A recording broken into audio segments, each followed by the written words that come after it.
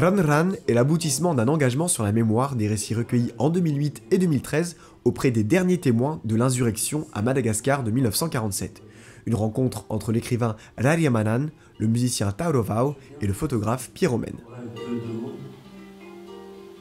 Et des parts de présent.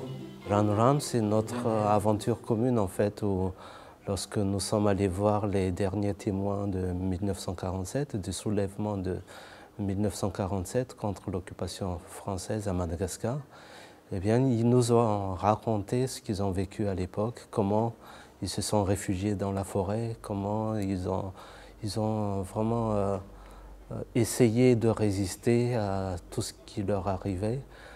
Et c'est vraiment une question de transmission aussi. Ils vont partir, ils vont mourir, mais ils ne veulent pas mourir avec leur témoignage.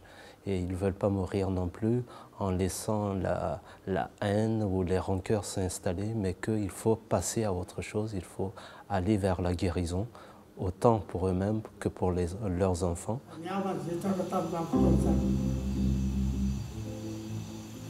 Kemba, cette femme originaire d'Ambatman, avait amené les Vasas pour nous attaquer ici, à notre camp, à Imernaliv. C'est à minuit qu'ils nous ont attaqués et brûlé ceux qu'ils ont surpris. Ran Ran, c'est transformer les balles en eau. C'est toujours très compliqué d'ignorer son propre passé pour assumer le présent. Et je pense vraiment que les problèmes politiques et les problèmes culturels à Madagascar, c'est dû beaucoup à ce traumatisme de 1947. On ne parle plus de notre propre passé. Qu'est-ce que c'est qu'un pays qui ne veut pas parler de son propre passé? On dirait, je mens à Dieu si j'affirme des choses qui n'ont pas eu lieu. Il faut venir voir Ran Ran parce que on baigne dans le magique.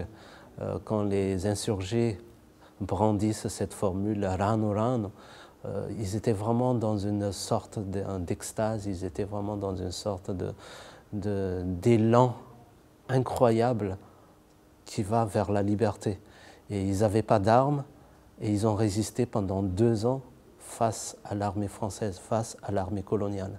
Et eux, ils nous disent, nous on veut bien partir, on veut bien mourir, mais on veut d'abord transmettre notre parole, on ne veut pas mourir avec notre parole. Ran Ran est à voir du 9 au 20 septembre au Bambou de Saint-Benoît.